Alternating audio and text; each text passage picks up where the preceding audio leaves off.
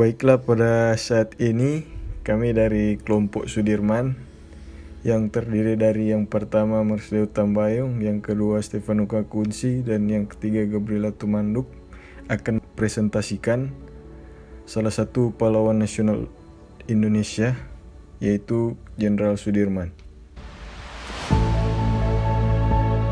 Seputar Jenderal Sudirman dari profil, latar belakang, dan peran Jenderal Sudirman.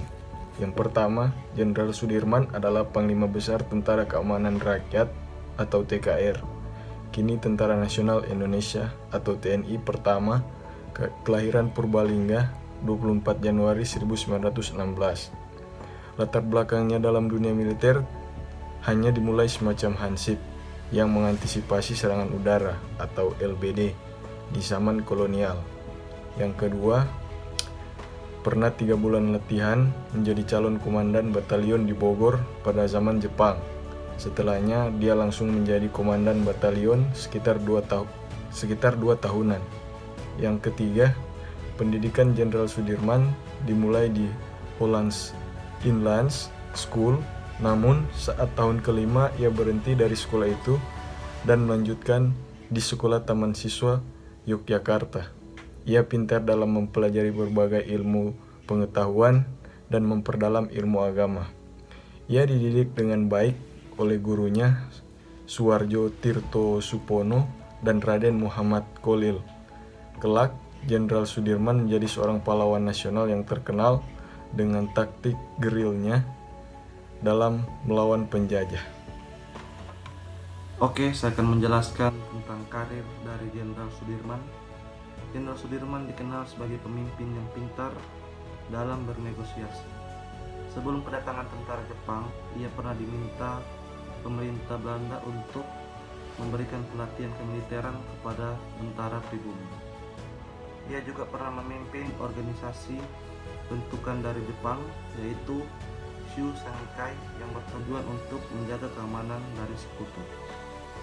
Organisasi itu bergabung dengan Pembela Tanah Air atau PETA. Sudirman kemudian mengikuti pelatihan di Bogor. Ia kemudian diangkat menjadi komandan dan ditugaskan di Batalion Kroya, Banyumas, Jawa Tengah. Di sana ia dipersenjatai dengan peralatan lengkap. Ia juga pernah bergabung dengan KBR atau Badan Keamanan Rakyat, yang akhirnya berganti menjadi Tentara Keamanan Rakyat atau TKR. Cikal bakal Tentara Nasional Indonesia atau TNI.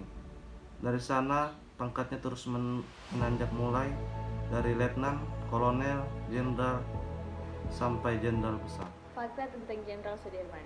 Fakta yang pertama, Jenderal Sudirman adalah anak dari seorang pekerja pabrik gula.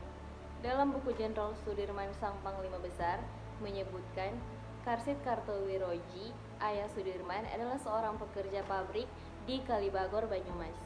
Sementara ibunya, Sinyem, adalah keturunan Wedana Rembang.